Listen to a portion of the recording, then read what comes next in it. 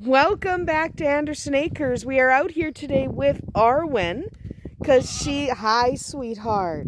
Because she's our little sweetheart. We're just going to follow her around a little bit today. And so I just wanted to talk today about the basics of housing your goat. Because people have been asking, what's the best way to house my goat? Well, that kind of depends a little bit. So let's talk about goats and housing. Now, obviously, Arwen lives in that big barn with Shadowfax over there. So she has plenty of space and she has a friend to keep her warm in the winter. And she generally has a great life. Remember that goats hate being wet. So however you house them, make sure that they are housed in a way that they can get out of the rain. Okay? They absolutely hate being wet. So no matter what you do, think about keeping them dry. Thank you, Sauron. That was Sauron crying. So keep them dry. That's the first thing you want to think about. But it's also important to know that whether it's fancy or not, so whether you have the most beautiful barn with a chandelier, or whether you build a shelter out of a bunch of free pallets, the goat doesn't care. Okay? Literally, the goat doesn't care. They don't care how beautiful it is. If it's cozy, dry, draft-free, the goat will love it. So it doesn't have to be the fanciest thing on the planet. It can be. If you want to build a big, beautiful barn and give your goats chandeliers and you want to paint it all pretty, you can absolutely do that. If that brings you pleasure, then you should. But if you can't do that and you still want a little goat, they can be happy in a lot of different ways. Housing and even feeding them is incredibly simple. So you can make it complicated and make it big and beautiful, but you don't have to. So again, goats hate being wet. Keep them dry. Trees and brush might protect during a little bit of rain, but you know what? It's not good enough. They need to actually be able to get out of the snow and get out of a rainstorm. They do not like being wet. They hate it very, very much. That's why anytime it's raining, you don't see Arwen. She's in there. She's hiding in the barn. So keep them dry. So there's a lot of different options if you don't want to spend a lot of money. If you do want to spend a lot of money, I'm sure you already have an idea of what you want. You probably have a fantastic barn planned out if you want to spend a lot of money. But if you don't want to spend a lot of money, or you simply can't spend a lot of money, there are options there too. So you might think about a 3-sided shed, like a lean-to or a loafing shed or a field shelter. Hi, sweetie. Or something like that. You might think of doing something like that. Ooh, it's getting windy. So you might think of something like that, but you also might think of doing something else. 3-sided sheds are fine. Your goat can be perfectly happy in a 3-sided shed. Let's not pretend they can't be. But you have to make sure that the open side is facing away from your prevailing winds.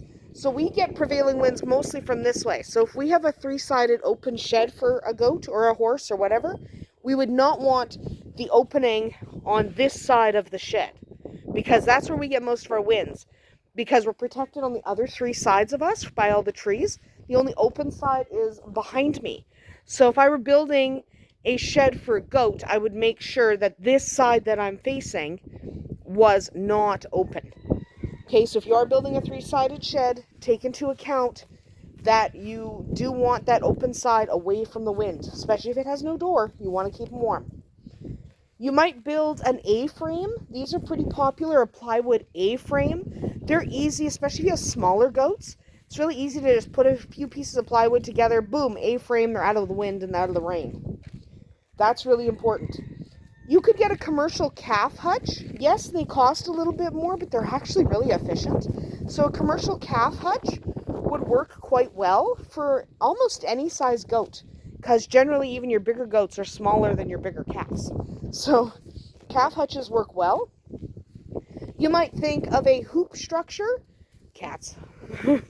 Cats are fighting. But you might think of a hoop structure for hogs. They use those a lot and they work really well for goats. So some kind of hoop structure that can kind of protect your goat from the elements. If you really want to do it on the cheap, grab yourself a bunch of straw bales and make a straw bale house. It's really well insulated. Cover it with a tarp and it'll be waterproof.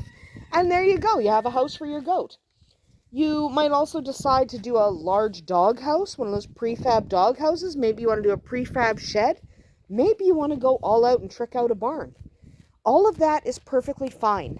Okay, it's okay not to spend every penny you own on your goat's house. It's okay. Remember that goats are hard on housing, especially bucks. So you do want to use sturdy materials. Don't cheap out on that aspect, because a goat can be really destructive, and it can be really easy to build a shed that is not strong enough because you decided to use super thin plywood that your buck can just ram right through. So make sure you are using sturdy materials, because yeah, bucks are hard on things. If you're going to be breeding, you need some kind of enclosed housing. You need to be able to lock those babies in, okay, because you don't want them wandering off or getting hurt, but also just for the safety of the mom as well. When she's close to kidding, you just want to be able to lock mama and her babies up for a while until they're a little bit sturdier and a little bit faster, so they can, move when they need to. So if you are going to breed, keep in mind that you want to have some kind of enclosed space for your guys. If you have dairy goats, you're going to want a weatherproof area for milking them. Okay, not kidding. You definitely want a weatherproof area. Imagine milking a goat in a blizzard. It's not fun. Been there. So definitely have a weatherproof area for milking that your goats are familiar with, because if they're not familiar with it, they're not going to want to go in there to be milked on a stormy day. So set up your milking area in a weatherproof area, just so that it is more comfortable for you and for the goat for milking. If you do dairy goats. If you don't have to. And then there's sometimes people keep their goats entirely indoors. They don't really let them go outside, which is sad for the goat, but certain situations require that. So if you are in a situation where your goats can't go outside, remember that you're going to have to provide additional indoor space for your goat, because seriously, a goat needs lots of space. So if you are keeping them entirely inside, they're going to need the ability to move around a bit. So you're going to need a fairly large stall for each goat if you're going to keep them indoors. Goats love to see and be near each other. So if at all possible, make sure they can see and be close to each other, even if they're in separate pens. So use like a sheep and goat wire to separate pens instead of solid panels, unless you have a couple of goats that hate each other. Because if they actually hate each other, then yeah, crazy cat. If they actually hate each other, then yes, they do kind of need to be separated. So most of the time you want your goats to be able to see and be near each other, even if they're not together in the same pen. But there are exceptions. If your goats hate each other, make sure you separate them.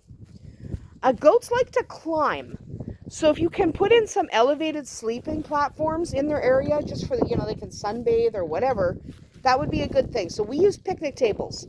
You notice we have picnic tables. There's one over there that Arwen's often laying under.